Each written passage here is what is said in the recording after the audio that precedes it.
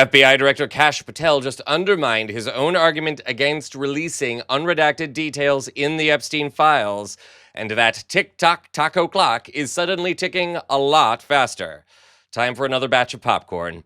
Welcome to Occupy Democrats. I'm David Reddish.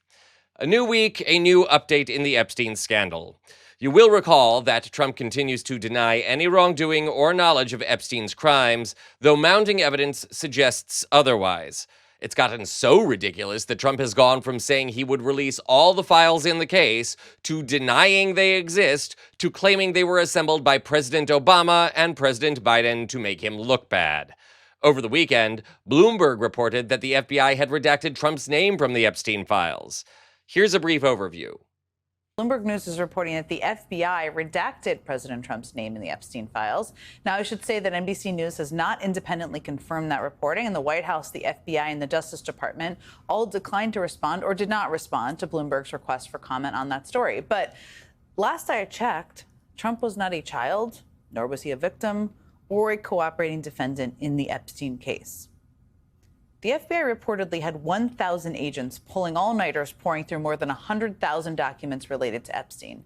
And people familiar with the matter tell Bloomberg that the FBI identified numerous references to Trump in that process and then blacked them out. Now, of course, the appearance of any names in the files does not mean necessarily that the named people did anything wrong, and Trump's name was not the only one blacked out. They also blocked out the names of other high-profile individuals as well. Now, at the time of this report, the FBI has not commented on the redaction of Trump's name from the files. That said, multiple outlets have reported that Attorney General Pam Bondi warned Trump that he appears in the files. The news also comes amid Trump's admission that he and Epstein fell out over Epstein's recruiting underage women from Mar-a-Lago, whom he later trafficked. It also comes as a forensic analysis of footage in Epstein's cell the night he died reveals an unknown person. But a review by multiple video forensic experts found several indications this may not be raw footage. For example, at 11:21 p.m., a cursor appears briefly, indicating the video may have actually been a recording of a computer screen. Experts told CBS News the video's metadata, which tracks how a file is created and changed, shows it's made from two clips edited together. A source familiar with the probe told CBS News the FBI and other agencies are in possession of a copy of the video that records with no interruption. Thus, the plot thickens.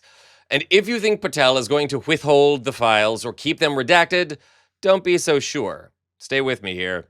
The renewed and increased focus on the Epstein case has done little to settle the matter, calm MAGA conspiracy theorists, or quell their growing suspicion of Trump. Welcome back to reality, kids.